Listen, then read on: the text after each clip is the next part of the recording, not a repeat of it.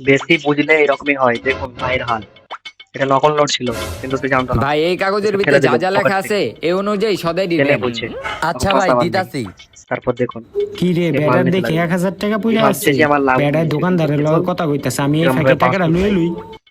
টাকাটা তুলে নিল। ও তো দোকানদারের সঙ্গে কথা বলছে, ভাই আমি তুলে এই নিয়ে যে লন জানতে পারবো। আপনার জিনিস। আরে ও তুই জেনে শুনেই ভাই, ফেলেছে, কয় দেখ টাকা না তোর হইছে? আবার কি অবস্থা হয়। আপনার ভাই 500 টাকা তুই হইছে। এইসব 500 টাকা করিস হইছে? না, আচ্ছা ভাই, টাকা না দিতাছি। দিয়ে না মাল নিতে পারবি না। কি রে এই টাকাটা দে। টাকাটা তো এই পকেটে রাখছিলাম। টাকা পয়সা হারিয়ে গেছে। ভাই আমার ও, টাকা মনে টাকা হারাই হারিয়ে গেছে গা, আপনি জিনিসটি লয়ে বাকির যাই, নাম আপনার ফাঁকি। পরে টাকা আমি দিয়া টাকা দিমুনে। বাকি দিতে হপ, পারবো না। যা, এদিকে কি আমি বাকি দিতে বইছি? এটা বাকির করিস নাম না, যা, ফাঁকি। ফাজলামি ভাই করিস না। বুঝার চেষ্টা এখান থেকে করেন, যা। আমার টাকা হারাই গেছে ও গা। আমার কি তো বুঝবো 500 আমি? লাভ হয়েছে, তুই এই তাহলে জায়গায় 500 একটা টাকা বাটপারি দিয়ে দিবি। করতে ওরা আইছস, ভাবছে তুই মনে আমার মনে। জিনিস ছিলে পর আর তখন টাকা দেখো দিবি না। 500 টাকা দিব না, জানতে 500 টাকাই চলে যাবে। ফাইজলামি করতে আইছে এখন। এটাই আসল। বেড়ার লগে দোকানদারে কিরকম হ্যাঁ। ব্যবহার করতেছে।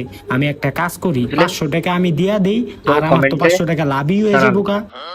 এই ভাই, এই কিরকম বাকি দেন না দেন ফাঁকি। ওনার জিনিসটি